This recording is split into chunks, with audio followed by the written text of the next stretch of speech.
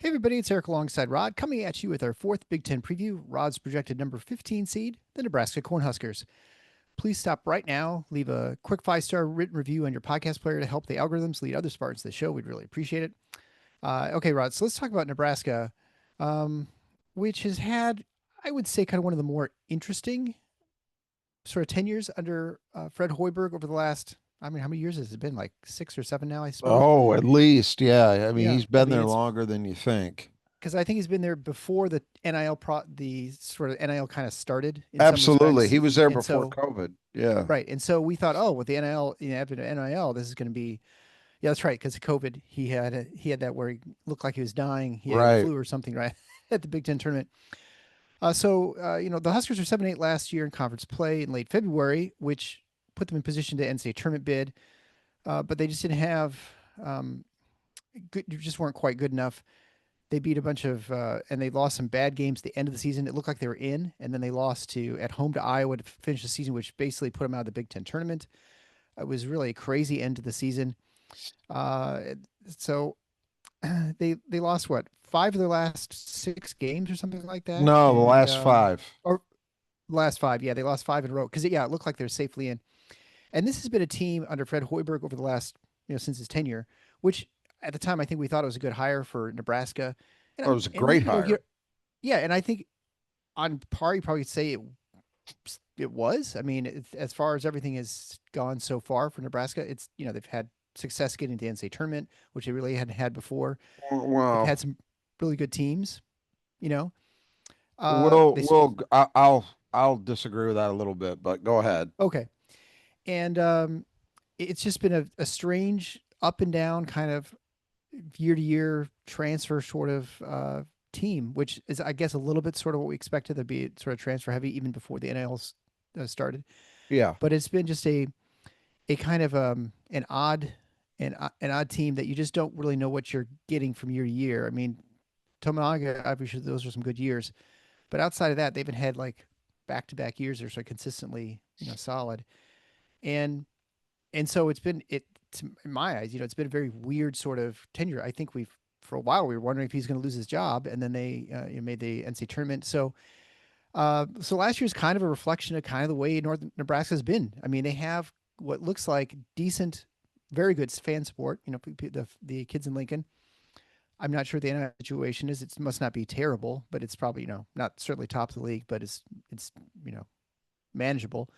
And yet they've sort of had this kind of they've been sort of squandering around or just wandering around the wilderness for a while, and where they don't seem to be making any headway. Like I felt like in a comparison, Rutgers went from the bottom with Peichel, kind of moved up and definitely was moving in the right direction.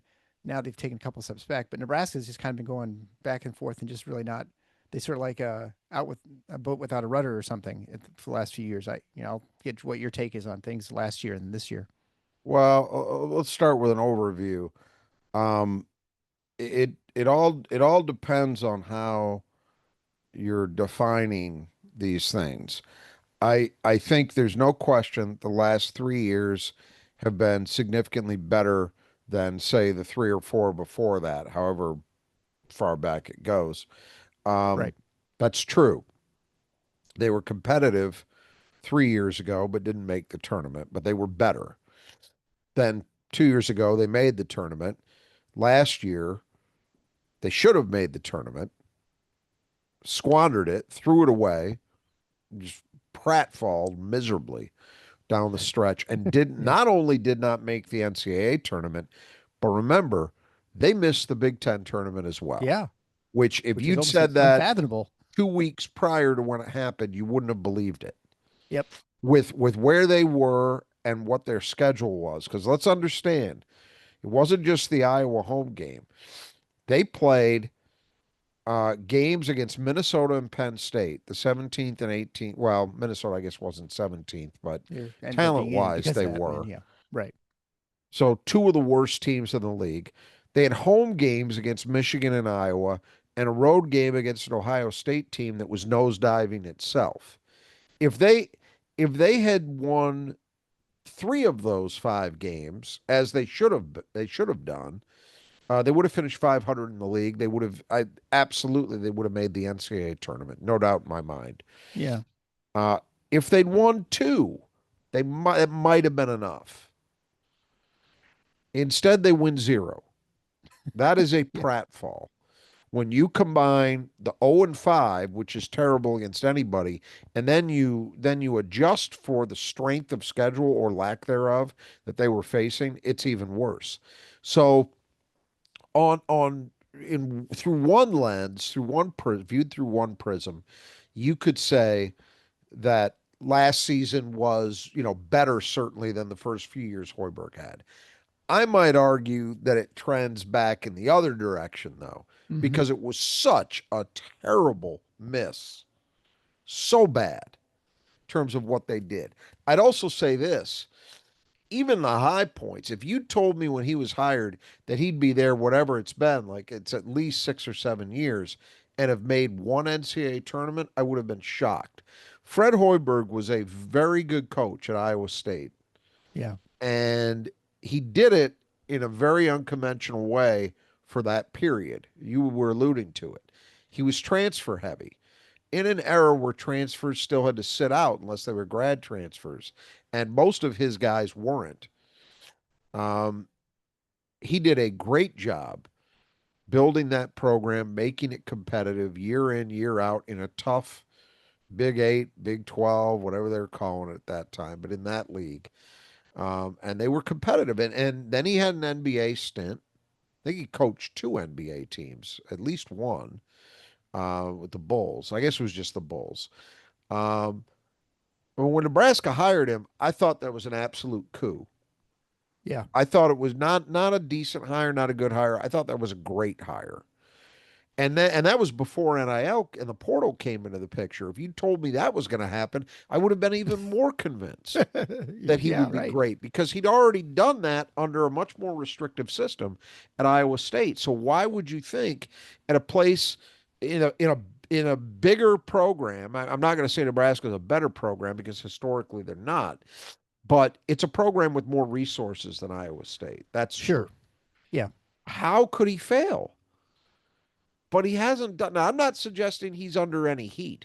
I think that NCAA tournament bid was a big deal 2 years Hmm. ago. I think that took, and again, even with last year's failures, the fact is they were competitive when you look at the Yeah.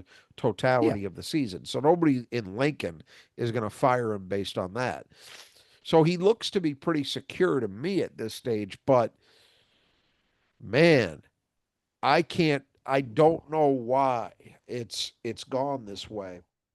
And when you look at that profile last year of this team, offensively they were number 62 in the country, defensively number 41. So they're pretty solid. Yeah. Like that's That you'd expect that a that's the tournament team. that's the resume of a team that's at least firmly on the bubble. Absolutely. Right. Right. But I think rebounding has been a chronic problem for them under Hoiberg. Until that gets solved, it's hard for me to see them. We know this. In a league like the Big Ten, rebounding tends to be really important. At least you've got to do it on the defensive end. Right. That's the bare minimum. And typically we see some of the better offensive rebounding teams in the country in this league as well. If you can't do either, it's going to put you behind the eight ball because you're going to be short possessions. And, Right. and Hoiberg's teams have not been like big turnover generating groups, anything like that.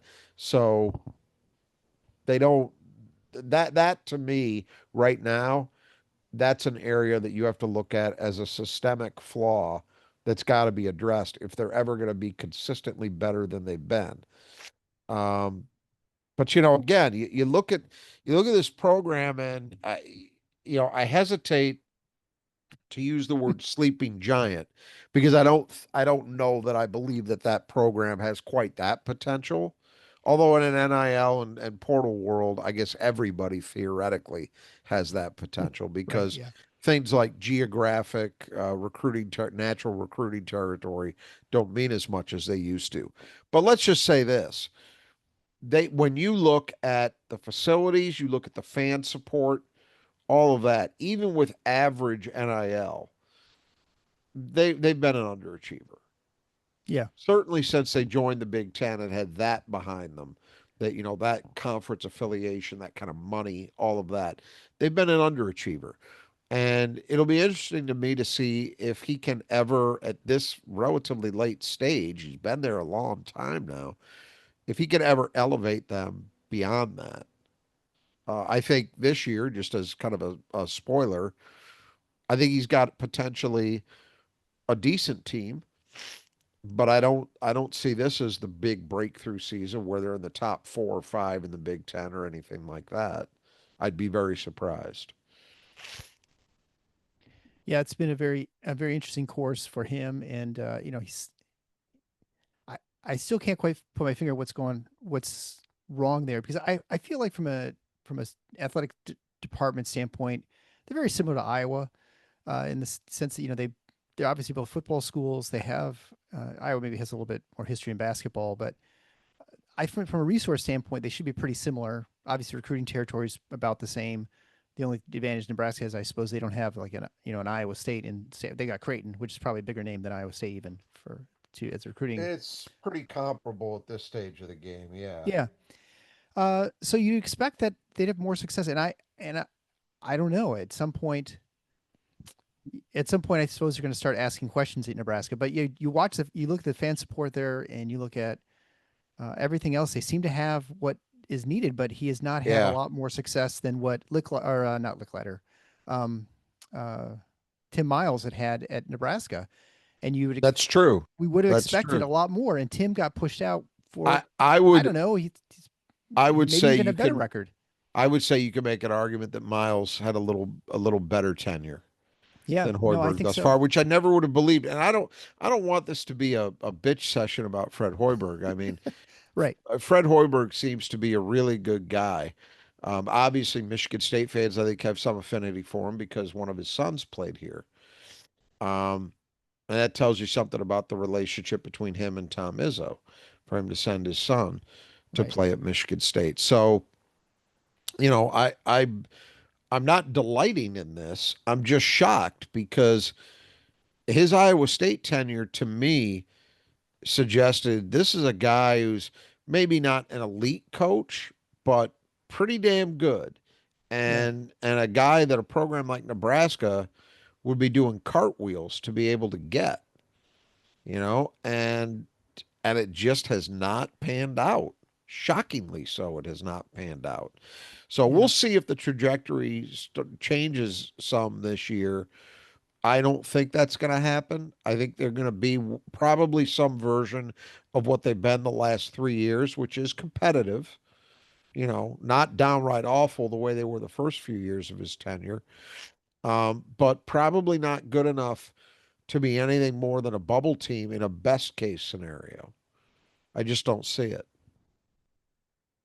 yeah. I mean, this is I guess maybe it almost is more of an maybe it's more of a not indictment, but sort of the opposite for Iowa State. Maybe Iowa State has enough tradition that you got a little bit different feel for Iowa what. State, I'll tell you, just to digress on a non-Big Ten school for a second, that place, I I'm not sure what it is because it's not resources. I mean, people say I've never been to Hilton for a game, but people say it's a great one of those old building, a Yeah, great environment to see a game in. I could buy that, but that's an athletic department that does not have real resources.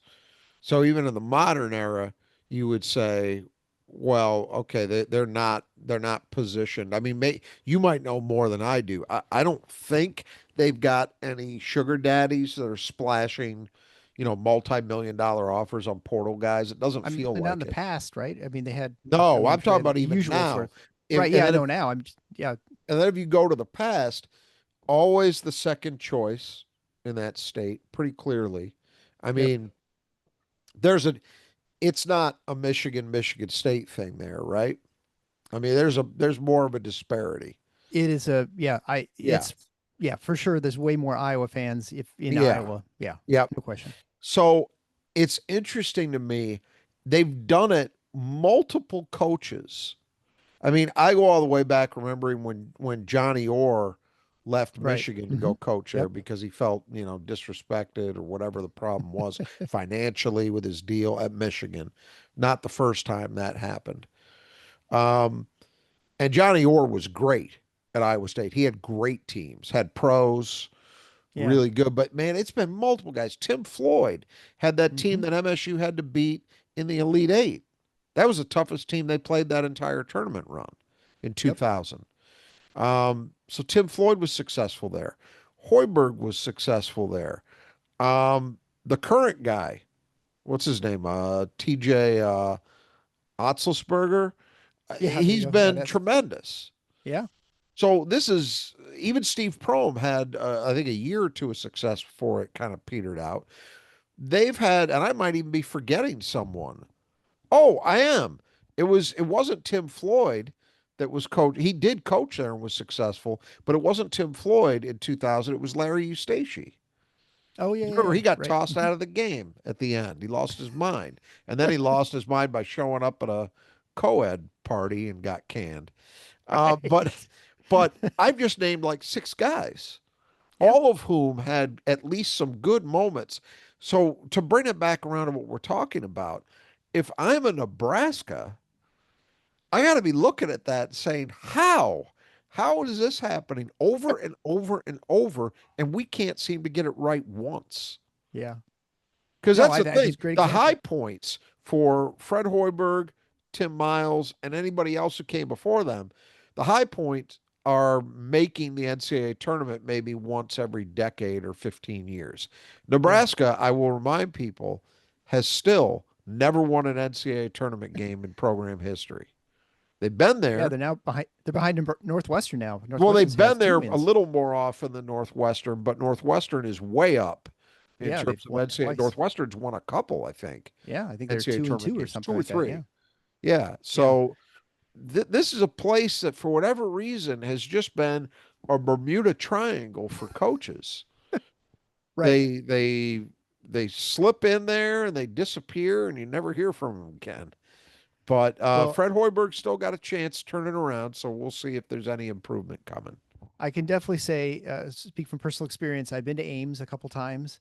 It is Yeah. not the town that's attracting people to No, to Iowa there's State. no, I I can't think, think of a single objective reason why you would say Iowa State is a very good basketball school. Because truthfully, if you analyze it, at least over my life, I would put them in the good to very good category.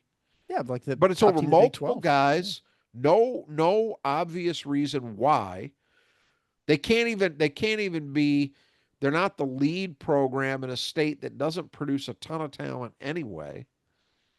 And if there is a great player out of Iowa, typically that guy is going to go to Iowa. Yeah. If they stay in Um, state for sure. Yeah. it's just strange, Yeah, it really is. weird, but it's I mean, I true. think Lincoln, yeah, Lincoln's got to be. I've not been to Lincoln, but I've from everything heard it's probably much more a cooler town. I Lincoln's mean, an okay town. they got the Yeah, capital anyway. At minimum, they got some stuff. I'm sure, yeah, So, yeah. all right. So that's a great week recap. And as Rod had mentioned, he thinks they're going to end up 15th, which means bubble. They'll barely make that be the last seed in the Big Ten Big tournament. Ten tournament bubble. Yeah. Big Ten tournament. Yes, yeah. To be clear, Big Ten tournament bubble. Of course, there's a lot of churn at that area. So if you think you can predict the standings of the Big Ten better than Rod, you can head on over to or actually shoot me an email at Eric, ERIC, at TFFINOTS. Give me your standings for the Big Ten, 1 through 18. See if you can do better than Rod. The people, the top two, get gift cards from Nudge Printing, our longest sponsor. Great maker of Spartan apparel. Whether you want new logos, vintage logos, they got everything there. Super comfortable. I'm wearing our logo T-shirt right now. They are still a favorite of our family. I got a sweatshirt, a hoodie for my son's best friend KC, and he loves it. He's like it's his favorite thing. Of course, he doesn't have too many opportunities to wear it down in Florida, except when it gets down to like the 60s or something. But when he comes back home, he certainly can wear the stuff like that. So head on over to Nudge Printing at nudgeprinting.com. There you get 20% off if you type in Final Four as one word at checkout. You can also get our stuff too if you want at nudgeprinting.com/TFFINOTS. You can get the logo stuff, whether it's a sweatshirt or a t-shirt. It's a great way to also support the show too. All right, so we're going to talk about the departing and retained players now. We'll begin with the most important, who is the number one player easily on Nebraska's team last year, is Bryce Williams. He's 6'7" and had a pretty good year, 20.4 points a game, 4.1 rebounds a game, led the team to 100 assists, shot 47, 37, and 88. Although I'll mention that there was a portion of the season where he was just not very good, and that was a portion where they struggled. And then coming down the stretch, he was better, and then the rest of the team was really just horrendous. So it's kind of a weird. It's kind of tough for him. Obviously, you don't want to lose him because he was kind of their everything player, but um, just a tough year for him, I suppose, a senior season to have it kind of end the way it did. Well, in terms of what his team did, yes, I would say individually, pretty successful. I mean, he was supposed to be one of the better offensive players, certainly in the Big Ten, and he was that. My biggest knock on him was that, Nebraska was in a lot of tight games. Yeah, And I think there was a tendency, and this happens, especially on teams that have one guy who's clearly the alpha. And then, this is like the polar opposite of Michigan State last year. right. This is what Michigan State fans would. Oh, we need an outfit, then we're Right. gonna be Oh, I okay. want I want the guy. And The guy, I'll yeah, tell you, sometimes uh that ends up putting that player in a situation where he feels he's got to play hero ball. And yeah, that's right, usually not a good idea. And it wasn't for him, it wasn't for Nebraska. But again, given the season he had and given what he had around him, you can understand why.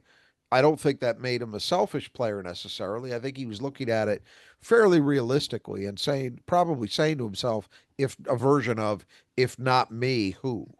You yeah, know, it's just that's tough. It's a tough thing to put on anybody to go out and just get it yourself, time after time after time.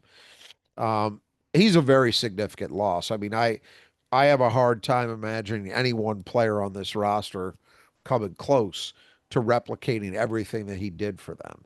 So that it's a funny thing. Like I could look at it and say, great job of talent identification in the portal by Hoiberg because right, Williams was.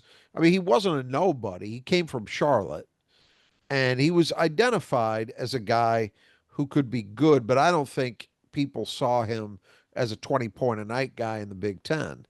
And right. so, really, and they got him for 2 years. So they got a lot of mileage out of him, too. He wasn't just a 1 year guy. So, really good job of identification in the portal by that staff. But, what do you get out of it in the end? You got one NCAA tournament appearance in the 2 years. Yeah, I guess the good credit to Hoiberg too is he's been able to retain players too and which is not everybody, but he's had some retention where you have some coaches who just can't seem to hold on to anyone more than a year. Well, I So suppose that's true. Bryce Williams, to, after his junior year, he probably could have gotten a pretty nice. I don't know what he could have was gone making in anywhere. Yeah, Nebraska, but he probably could have gotten a pretty nice payday and moved up in the pecking order in terms of programs if he'd wanted to do that, and he didn't. yeah. They kept him, so that's a fair point. And I would almost say that for the next guy we're talking about too, Jawan Gary. He's Absolutely. also 6'7". He was he finished with 14.6 points a game, 5 point rebounds a game, shot well, 45, 34, and 80. He's kind of battled injuries a little bit last year, but he was a good all around player both on both ends of the floor, and he's a guy who certainly could have gone somewhere else as well. And so his graduation also is going to hurt the team and not being in Nebraska as well. Absolutely. Juwan Gary, once he was fully healthy, you saw what kind of impact he had. They got him from Alabama. I want to say it was 3 years ago. Yeah, he was I on the think he team played most of three his years. career, I think. Yeah, Yeah, and so some of that again was disrupted by health issues. But when he was healthy, Juwan Gary was a good player. A little undersized at the four, but was certainly able to make up for that with his toughness and athleticism and smarts. He was a good defensive player. I mean, he was second on the team in steals, first in blocks to go with all that other production you mentioned. So yeah, again, another tough player to replace. and then finally, player leaving is Andrew Morgan. He's 6'10", transfer center. He averaged 8.2 points a game, 4.4 rebounds a game. He was a pretty good center. And he was the backup. Of course, Rick Mast went down before the season started, I believe, and so they had to go out and get a new big man. And so he did okay. He was nothing special, but he was good. He's a good player Well, for him. if they hadn't had him doing that, it would have been a real nightmare because they Well, wouldn't yeah, have had any kind of production inside. So I think he sure. was actually pretty critical that he was able to come in. He wasn't brought in as a guy they expected to play heavy minutes. They thought they were getting a backup. And when Mast went down and he's done for the year, all of a sudden Morgan is your best center. And he wasn't great, but he wasn't, nobody expected him to be great. Right. I think that he filled a hole that needed filling, and he gave them a reasonably solid presence inside in a league where that matters. Where you better have at least competent center play because so much of the Big Ten runs through the post. I mean, that's just how it is, and it's Yeah. different than most other, well, certainly any of the other high major leagues. I'd say out of all of them, the Big Ten in recent seasons has been more center centric than any other high major league. So it matters. You better, if you don't have that kind of guy, you at least better have somebody who can measure up physically to those kinds of players. And Morgan gave them that, which is really all they could ask for. Exactly. Yeah. All right, as we wash those players away, this is a reminder that you should contact the Squeegee Squad of Grand Rapids. They can wash your windows, they can wash your house, and get all that grime off the side before you get into the fall and the winter. Because frankly, who wants to be doing that stuff yourself? And you're not going to be cleaning the windows much. You're not going to clean the screens on the inside. You're not going to do the windowsills. They'll clean your drapes, the blinds. They'll do it all. They do fantastic work. They did my house, and my house has really never been better. So head on over to the Squeegee Squad of Grand Rapids, even if you're not in Grand Rapids, but you're in the Kent County or just even the outlying areas. They've even gone as far as Lansing to clean the state capitol's windows, so they can do it all. If they're good enough for the state capitol. They're definitely good enough for your home. You get 10% off or sorry, 15% off if you mention Final Four when you get your estimate. You can do that at our support page at tffinots.com/support. All right, so we'll talk about retained or returning players. I'll begin with Connor Esijan, the much maligned Wisconsin Badger who was run out of town. And he had a pretty good season last year for Nebraska. He averaged 10.87 points a game, shooting 41, 38, and 80. And I think he was over 40% early in the season. I think he kind of went down the end maybe a little bit. Most of his shots were from three. That's kind of what you get with Connor Esijan is some three-point offense because he's not a great defender. And he's so, but definitely a good resurgence for him. A sort of, like a phoenix. He came back and he had a good junior year, and there's no reason to think that he's not going to be about the same this year, I would think. Well, we'll see. I mean, it's been an inconsistent 3 years. His freshman year, he was kind of a bit of a pleasant surprise for Right. Wisconsin. I don't think they expected quite what they got from him. Sophomore year, and part of it had to do with health. He'd missed a lot of time over the off season before his sophomore year due to injury, and even in the season, he was a little bit banged up in the beginning. And then once he got healthy, he just couldn't get back on track. Yeah. So it was a disastrous year. Uh, and he opted to restart things somewhere else, transferred to Nebraska, and he got back on the beam, as you say. Uh, Look, 3-point shooting is the name of the game with a and he took 2/3 of his shots from out there, so that tells you that's what he does well. That's what he's bringing to the equation, and that has value for this team. He was a reserve last year, but I suspect with the loss of Williams, he probably slots into a starting spot. That would be my guess. Yeah. And they need him to be at least what he was last year, except maybe on a little more volume. They could really use Connor Esijan to be a 14 point a night guy, something like that, with similar 3-point efficiency. Um, because if he's not doing that, he's probably not helping you much in any other way. Yeah. I mean, he brings some size at 6'5" for an off guard, but he is not, It doesn't really play though, doesn't really play, as far as other than the rebound or fact that anything. it enables him to get his shot off cleanly in That's true. general. But yeah, it doesn't really play. And then I think one of the more interesting players I think from last year's team, the sort of enigma, is Burke Bjunksel. He was a 6'10" transfer from UCLA, native of Turkey. He averaged 6 points a game and about 5.5 rebounds a game as a starter, shooting 40, 28, and 65. And he was a guy who you saw potential, and it just didn't always express itself. It would in spurts during some games, but he wouldn't be consistently really good throughout a whole game. I felt like when I would watch him, No, I think that's super very fair. super thick guy, and you look at it like, wow, if he just kind of puts things together, 3 4 4 minute stretches in a row, he could be pretty impactful. Just it's there, it's just not completely unlocked, I guess. Yeah. Buyuk is, I would agree, one of the more interesting guys around the league because I'm with you. You do see the potential. UCLA took him as a freshman and played him a lot in what was a disappointing year for the team and maybe a disappointing year for him as well, because I think they expected him to be more of an instant impact guy. But I think what's become clear is he's a guy, you understand why people might expect that because you see the flashes of potential, but you also see that he's clearly been a guy that needs time to really develop into a consistent performer. And he hasn't gotten there yet, but maybe now entering his junior year, he will. I think one thing that would help would be more consistency with the jumper. Hmm. 28% from three is not a disaster for a guy his size, but it's not great. If he could even jump up into the mid 30s, that makes him a much more difficult cover. But look, ample experience, 2 seasons, mostly starting of high major basketball. You would think if the jump in consistency is going to happen, it would happen soon. Yeah, So I think he's probably your likely starting four man and a very different kind of player than Juwan Gary, physically, and otherwise. yeah. But Certainly the a way he key, plays. Yeah, but a key guy. I don't think it's too much of a stretch to say if Chanchel is a better version of what he's been, that could be a difference maker for this yeah. team. He's definitely one of their inflection point guys, I would think. Well, certainly one of the guys you expect to have a bigger role this year is Rick Mast. He was, like I mentioned earlier, he was injured, and so he missed the season.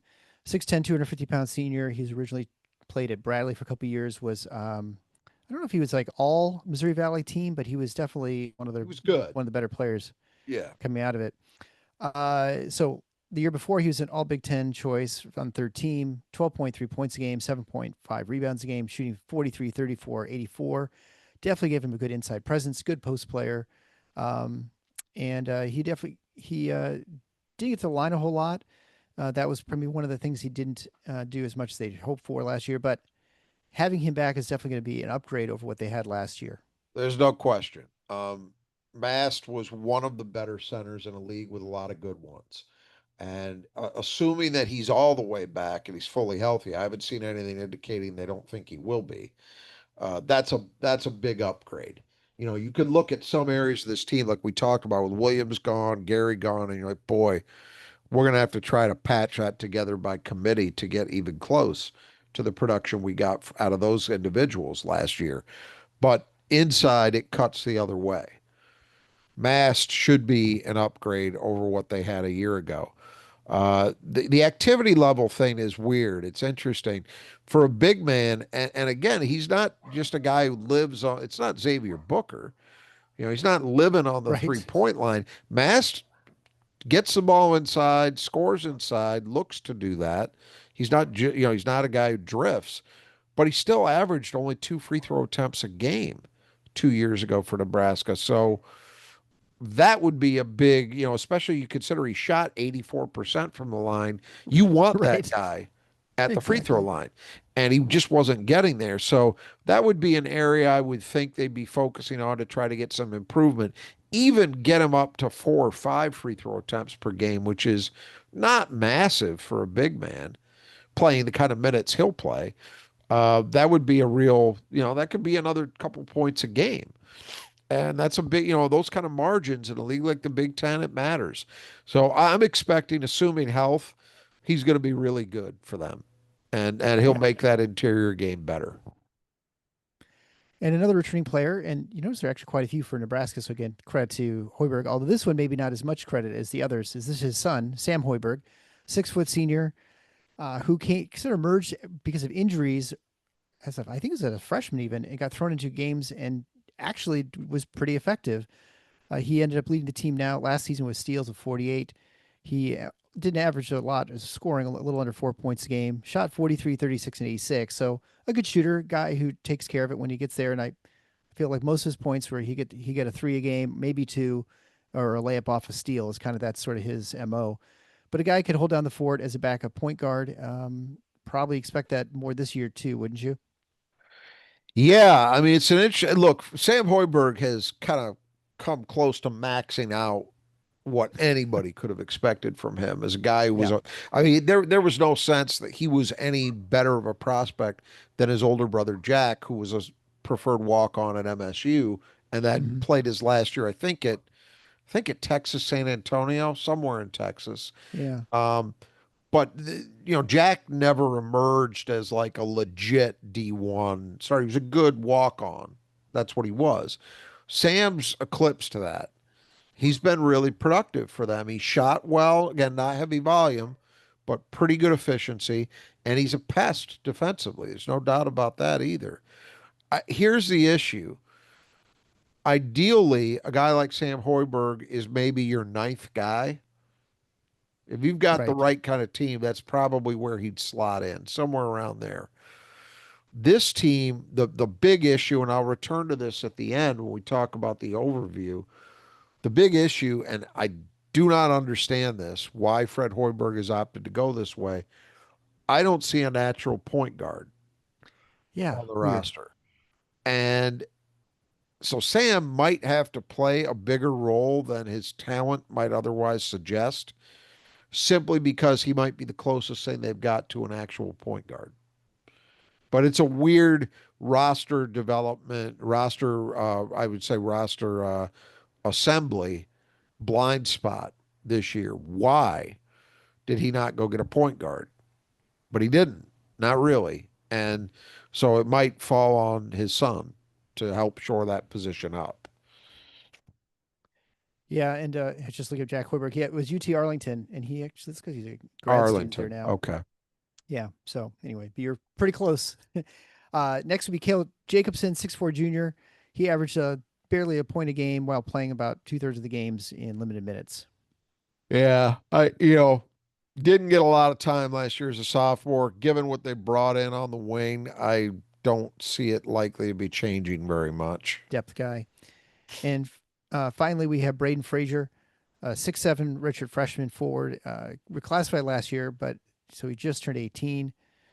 Um, didn't do anything last year. Obviously, more developmental year for him. So, but he had some high major offers. So he's definitely been some talent identified by other schools. Yeah, they beat out Iowa State, Creighton, Iowa, Northwestern for him. So he was definitely not a total reach as a recruit. The reclassification thing is interesting. I've really got to say it works out sometimes. Like Jeremiah Fears, for example. Well, he went Right. Definitely for him. from Yeah. his junior year of high school to, basically 12 months after that ended, being an NBA, a high lottery pick. So there are instances where it works, but I would say on balance, I don't consider myself particularly a fan of it. The argument is a situation like Frager's, where you could say, well, a guy gets that year of practice against high major players day in, day out. It's got to make him better than he would be in a senior year of high school, particularly if he's playing just at a normal high school as opposed to one of the prep school factories. Right. And that's fine. I get that argument. It makes sense intuitively. You think about that. It doesn't take you very long to see the logic in it. But I don't know that it always works that way. It'll be interesting to see what happens with him. So this is really his actual freshman year coming up. So we'll see if he's able to break through and find his way into some rotation minutes. Yeah. The tricky thing, I mean, you definitely don't see that in football much because football is even more from a physical standpoint is really tough to be young and Well, compete. football, You what see it. happens in football is you have guys graduate early and start in the winter semester. Right. So you see that in football, but and it's exactly for that reason. It's to give them that extra few months with strength and conditioning, Yeah, and yeah, especially if they're a skill position guy like a quarterback, a little more time to get familiarity with the offensive system they're going to be running and all of that. I think that seems to work. It's not perfect either, but just anecdotally, and I'll admit this is a totally anecdotal impression, but it's just, I think about all the times that we end up talking about a guy having done this relative to how many of them actually pan out. And it just anecdotally, it does not seem to me to be a great batting average, but we'll see. yeah. And I always feel like, especially, I mean, you could see a huge difference between freshmen and juniors in college basketball, and that's a big Yes. difference too. Especially when you're playing a league like the Big Ten, where size does matter quite a bit, and you can get pushed around the court and stuff. So that reclassifying makes it tough. It works for, and maybe it just works better for certain types of positions. Maybe like a point guard or like a Jeremiah Fears can get away with that a little bit more because you don't have to be quite as big. I don't know from a strength standpoint. Yeah. All right, so let's talk about the newcomers for Nebraska this year. And we'll begin with Kendall Blue, 6'6 senior, transferred in from St. Thomas, which is in Minnesota. It's not the island in the Caribbean. He averaged 12.3 points a game, 4.4 rebounds a game last year, shooting 51, 42, and 73. So pretty obvious what Nebraska's looking for from him. Yeah, I think you're looking to him to step in probably to the starting lineup. That would be the goal. If not, then a key reserve role, but I think probably more likely a starter. St. Thomas is a newer Division One program. You might not, listeners might not be fully aware of them. They're a member of the Summit Conference, but he was very productive there, and he was an upper tier catch and shoot guy.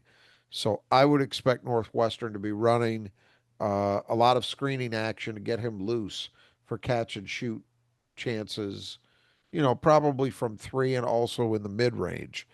Um, I think they need him to be productive. When we Yeah. talk about replacing what they lost in Bryce Williams, you're unlikely to get it in one guy. But if a Sejan could go from say 10 points to 13 or 14 a game, and Blue comes in and he's a double digit guy, well then you're starting to get down the road to replacing some of that. Yeah. So I think he's a key guy. He needs to be good, and I think there's a reasonable chance that he will be. Well, the next player, one thing Fred Hoiberg has been very good at is recruiting transfers out of the Big Ten. And the next one's Price Sanford. I True. think last year, were they about 5 or 6 players that were from other Big Ten teams Yep. previously? And so Sanford was 6'7 junior, came from Iowa, as you mentioned, with the departure of McCaffrey. Sort of team broke up like the band, right? So he played quite a few minutes for Iowa, especially late in the season last year. He averaged almost 9 points a game at 49, 40, 64 shooting. So much like his brother, he's more of an outside shooter. Probably doesn't play with quite the motor that his brother did, but that may just be a reflection of just the fact that his brother's on the team. So we'll see what he No, I is think I this think year. that's a high bar though, because Yeah, his brother Peyton really Payne was, yeah, played hard. he's a I maniac. mean, yeah, that was a guy just on offense at least was just a perpetual motion machine. And I'm with you, but my impression of Price is that he doesn't quite have that. But after a freshman year, that I mean, you're more tuned into Iowa than I am. He was a more highly regarded recruit coming out of high school than his older brother. Yes, But I had the feeling that his freshman season was maybe a little bit of a disappointment. it was for Iowa for sure, and Yeah, but I think his sophomore year was he played up to bounced pretty much what they back. Yeah, expected. that's my Yeah, point. yeah, Yeah, exactly. he I was agree. really good. I mean, 40% from three on relatively high volume is nothing to sneeze at, especially for a team that's going to need to find some scoring. So I think he's going to play a big role. Now, whether that's, I would probably at this point lean toward him coming off the bench. Uh, but you never know. They might decide it makes more sense for him to be a starter, and they keep a Sejan in a sixth man role. I could see that too. But I think he was a good addition. Again, Yeah, I keep talking about, they need to find some scoring. And when I look at this team, I contrasted them with say Michigan State last year in terms of how they were built. This year, I see the potential for more of a Michigan State style spread the wealth kind of approach because they don't have a guy who's likely to be a superstar at this level. But what they do seem to have are more guys who you can imagine being, yeah, I could see 8 or 9 points a night from that guy. They've got more of those kind of guys. And if you stack up enough of them, you might be as good or better than you were a year ago. Yeah. And some you could almost argue Michigan State and Summersex was a little bit that way too last year, where you had a lot of sort of people who played roles and they played them consistently throughout the season, which Absolutely. Well, can that's work. it's exactly what I mean. Yeah. Yeah. So next player we're going to talk about is Jamarquest Lawrence. The super fans might notice that he actually used to play in Nebraska. He left for a year to go out east and decided he didn't like Rhode Island, so he returned. He averaged a little under 10 points a game, 2.5 assists a game, shooting 42, 39, and 87. Yeah, and he was a guy who I thought showed real potential his first 2 years at Nebraska, and then as you say, he left, went out to the A10, played Rhode Island. Now he's back, which is always it's one of those things, man. Like I'll say this: if Trey Holloman had one more year to go after this one, would it have been a total shot? And Tom Izzo's a little different breed of cat than some of these other coaches. You wonder about that if he'd want somebody to come back after leaving. But yeah, I just use that as an example. Like that's a guy where you would think if he had one more year after this to play, because I've already heard that there was some buyer's remorse. I mentioned him because he happened to be the night we're recording, the day we're Yeah. recording this. Moneyball. He was at the Moneyball Championship. He was back in town for God knows what reason. Um, but uh, but yeah. Anyway, Lawrence did that, and for Nebraska, that's not the worst thing in the world because he got to play a big role at Rhode Island, played a lot of minutes, and so you hope that he comes back with a little more game, a little more experience under his belt. I think he's going to have to help at the point guard spot, but he's not a natural point guard. Uh, I think there's a reasonable chance that he starts at that position. But again, even though I think he's a good all around player, he's good defensively. He was a reasonably good shooter at Rhode Island last year. I just, they're going to have to try to cobble that part of things together, and that's a tough thing to do. Yeah. Next, we have Ignatius Yarvicius, 6'10", 220-pound senior transfer from Central Michigan, obviously Lithuanian. Averaged 16.2 points a game and 7.3 rebounds a game in the MAC. So he was very good that he had previously played at Cal State Bakersfield. So, this is a backup to Mast, you assume, although I guess you could imagine him playing the four too if you needed to. Maybe, yeah. Uh, big men, it's a weird thing. So this guy plays at Cal State Bakersfield, which is a low level Yeah. and wasn't much. And then he transfers to Central and he's getting you 16 and 7 every night. This is like the guy from Penn State, right? Like, Yeah, very a lower level version of that. yeah. You just don't know when the light's going to switch on for bigs. That's why I think it's when I look at somebody like Xavier Booker, for example, I'm not saying I expect it because I don't when push comes to shove, but would it be shocking to see him be reasonably productive at UCLA? No, it wouldn't because it just happens for big men on a different path than other positions. You can never and that's why I think it's really hard to just throw in the towel on somebody. Sometimes you see it. Sometimes you can see a guy and you can say, well, there's just no chance. But that's rare. Usually they've got a chance because they're big. That Right. is an element that it's rare. You know, those kind of players are not as readily available. So you never know when it's going to come on. And unfortunately, that also means that you can wait around, wait around, and wait around, and it It never never comes. happens. Yeah. Right. Yeah. But in this case, it came, at least at the MAC level. I think it was a good addition because, with Mass coming off an injury, I mean, they hope he's 100%. We all do for his sake. And he might well be. But even if he is, you still would want to have somebody capable of giving you at least 10 or 12 solid minutes off the bench at that spot. And it seems to me that they've got a guy who might be able to do that. One bit of contrast between he and Mast is that Yarovicius is actually a guy who was very active and got himself to the line a lot. So having somebody with that size who can provide an activity level in the paint, that's a nice element to have. So, friends, when it comes to living in Michigan in the fall, there's a reason we live here in the state, and it's because of the things you can do: go to football games, crisp fall days, going golfing. The one thing no one ever likes to do in Michigan is to clean out the gutters. And so, if you don't want to do that, if you're not an insane person, you want to stay off the ladders, contact the Brothers Just Do Gutters. They can do that for you. They can clean them out. Maybe they're not working properly, they're leaking. They can fix them up. They can replace them if needed. They can put the leaf guards on, so you don't have to get on the stupid ladder anymore, and you can do it, have fun, do other things during the day. Because really, your time is fleeting. So make sure you contact the Brothers Just Do Gutters. They're on the west side, the east side of the state. Kurt and Greg will take care of you. They do fantastic work, great pricing, and as a listener to the show, you get 10% off simply by mentioning Final Four when you get your estimate. And you can do that to find the link to get the estimate at our support page at tffinots.com/support.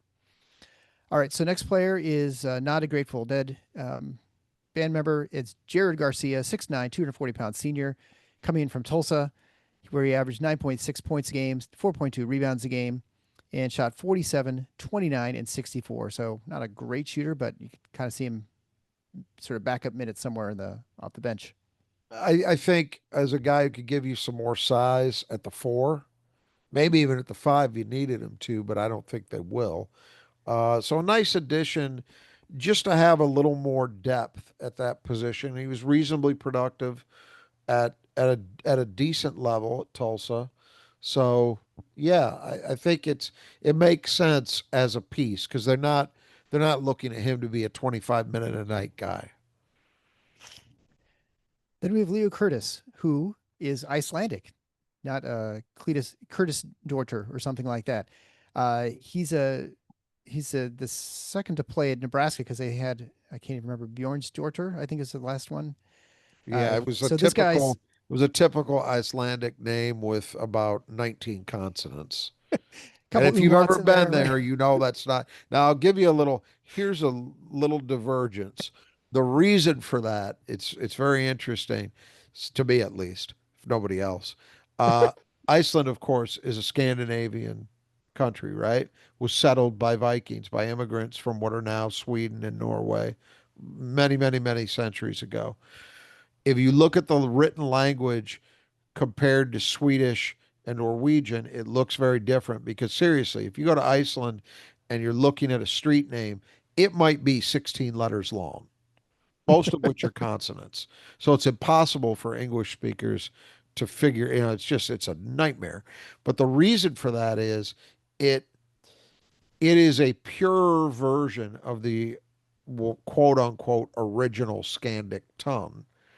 And it stayed that way, whereas Sweden and Norway and Denmark, the language, the written language, kind of condensed and simplified. But Iceland was so cut off because it was so it was across a good portion of ocean, right? That Yeah. it stayed. That's a much purer version of what that language looked like, say, 1,000 years ago. So that's why you get these not him, not Leo Curtis, but typically with Icelandic people, you see these incredibly long names that are impossible for us to pronounce. Yeah, Rickovik's actually easy. So the speaking of Curtis, he's 7'1", 220 pounds freshman, played Iceland's U20 team in the European Championships. So is he? I, the one thing about the Icelandic player, I always think you have your typical idea what a 7 foot Lithuanian plays like, right? That's that Euro Yeah. style. Do you find it's similar with Icelandic players as well? I think in general, it's a cliche about European big men. And it's a cliche because most of the time it holds true. He would fit into that category. They think he could even play the four down the line because he's got some potential as a shooter, and obviously the 7'1" size is good. I look. they seem to be excited about his potential. I don't know if it's clear what you could expect from him this year because they're pretty well stocked at the 5 and the 4, honestly. Yeah. They got a lot of guys. So it would have to be either somebody really disappoints or somebody gets hurt or Curtis really surprises to play right away. Uh, he was good for Iceland's under 20 team at the European Championships. Um, but I think when I look at it, I think it's the usual things that might keep him from earning a role this year and that he's got to develop into, which is adding some strength. He's listed at only 220, which on a 7-1 frame is not very much. And then defense. Can he guard? Can he, which gets back around to strength for big men Right. often, is can he hold his position on the blocks or does he just kind of get blasted through? Can he move in pick and roll stuff, or do they have to shack him in ball screen coverage? These are things that are very much unknowns, uh, but I think he's an intriguing player. And if you're looking down this roster and trying to pick somebody who's likeliest to just sort of force his way into minutes when you didn't see it coming, he'd be the pick. And so finally, there's actually a freshman who Got snuck one more into guy. this. One more Oh, guy. You skipped Will yeah, I was going Cooper. to say finally, there's a freshman who snuck in. No, no, Will Cooper. Will Cooper. Oh, yeah, yeah, Will Cooper. Yeah, Will Cooper is a sophomore transfer from Air Force. Sorry about that. He averaged 5.3 points a game on 45, 38, and 82 shooting. So, again, we have not mentioned many point guards here at this point. No, and he's not one either. Um, Nope. so you look at the number of guys Nebraska has who can play the perimeter spots, the wings.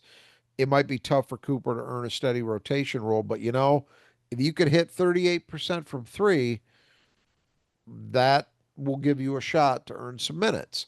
And he did that at Air Force. Now, can that translate to the Big Ten? Remains to be seen. I think the nice thing with him is he's only a sophomore.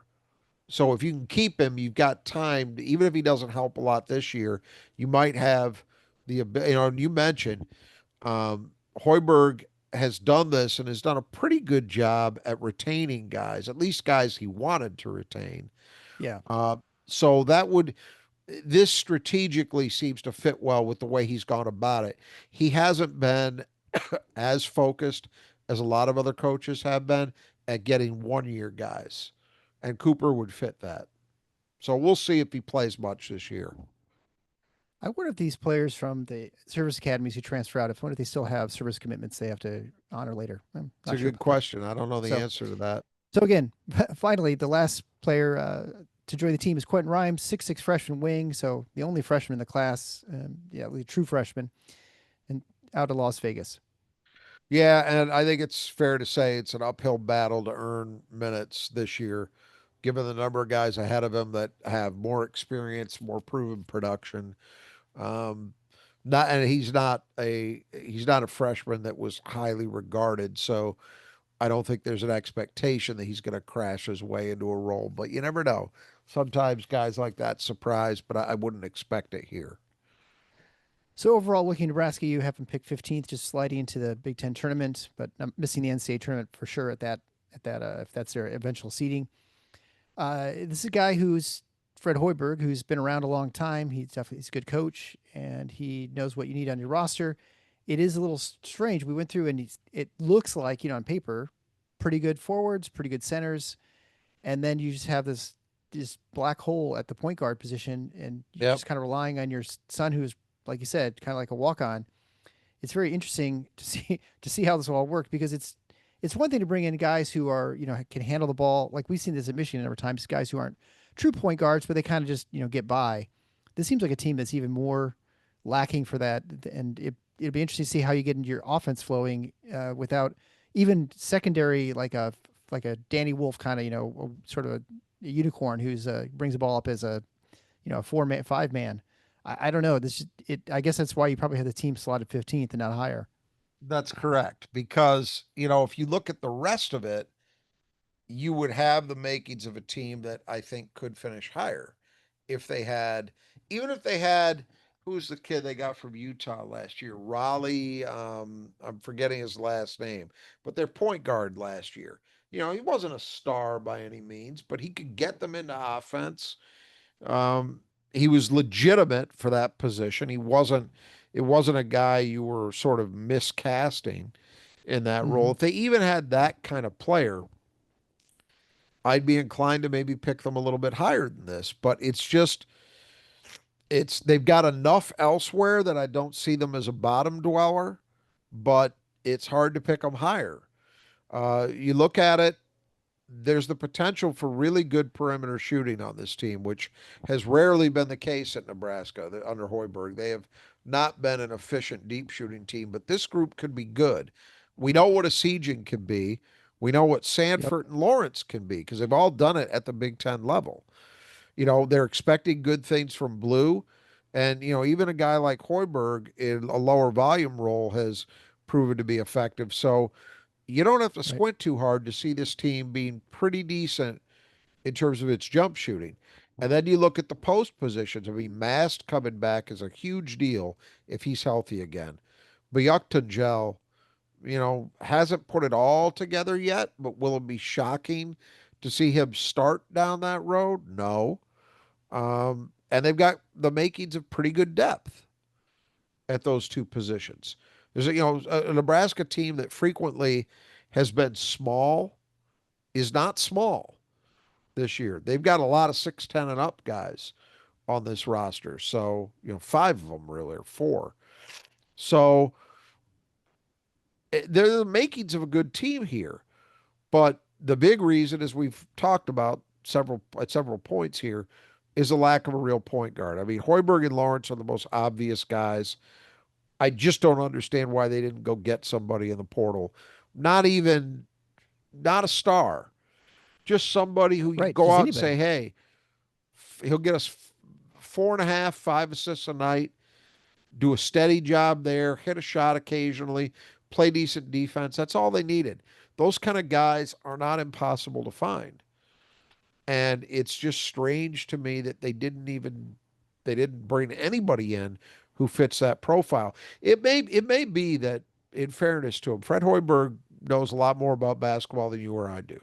So Yeah. it may be that he's convinced that a guy like Lawrence, say, actually has developed enough that he thinks he'll be okay at the point.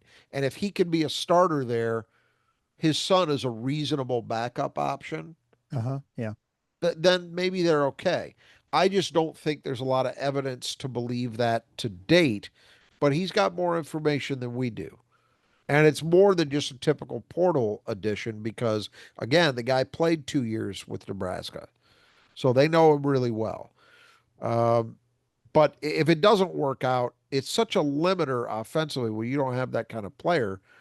And then you look at it, the frustrating part, I think, for a Nebraska fan would be to look at the rest of the roster and say, boy, we've got pieces, the kind of pieces you need to be competitive in this league pretty much everywhere else. Yeah. I just have a hard time believing that issue doesn't show up somewhere. And then the second area of concern is on the defensive end. And this is just something you have to say almost every year now with most programs because of roster turnover. Hmm. Yeah. I would say that the guys who are back this year were on the weaker end of their Right. defensive group a year ago. And then you're adding a bunch of new guys. You don't know how that's going to all fit together. This was a good defensive team last year. They're 41st in the country in defensive efficiency. So that's pretty solid. And with all the turnover and the kind of changes that have happened, the guys who left versus the guys who are back, and then factoring in who's coming in, I'll be a little bit surprised if they're that good again defensively. They may be better offensively, but I don't think they'll be as good on the defensive end. Um, Yeah, we actually had a little while ago. We had Denim Wojcik on the show. He was a starting point guard for a couple years at Harvard, I think. yeah, If four is years. he the Yeah. kind of is he the kind of guy you would imagine? You know, he's like the third string point guard from Michigan State. Is he the kind of guy you think would even start in Nebraska with the situation right now? Well, I would think you would probably look to get a guy who played at a little higher level than the Ivy, Sure. ideally. But yeah, he's the kind of addition that would have made sense. Hmm. because at least at the very least, all right, this guy has run an offense. He's Right, been a right. starter at a D1 program. You know he can do that much. Yeah, I would think so. But what I was talking about was actually maybe a little level higher. Again, not a Yeah, sure. star, but somebody who started and was reasonably productive at a lower level D1 program to me would have made sense. Didn't seem to Fred Hoiberg, so we'll see how that pans out. I just For me, this is the first team we've talked about that I could see a path to a tournament bid if enough things break the right way, because there is some real talent here. It's just Hmm. that, man, when you've got a problem or a big question mark at that position, at the point guard, that is a big deal. And that's why I can't see putting them any higher than this. If they answer it, if Lawrence comes in and is actually capable this year, then the ceiling goes up. Sure. All right. So again, don't forget about the Beat Rod contest. You can email your entries to Eric at tffinots.com. Visit our support page. There you can find ways to get a hold of one of our sponsors and other sponsorship opportunities. And so until next time, we talk about the number 14 team in the Big Ten. The Final Four is on the schedule,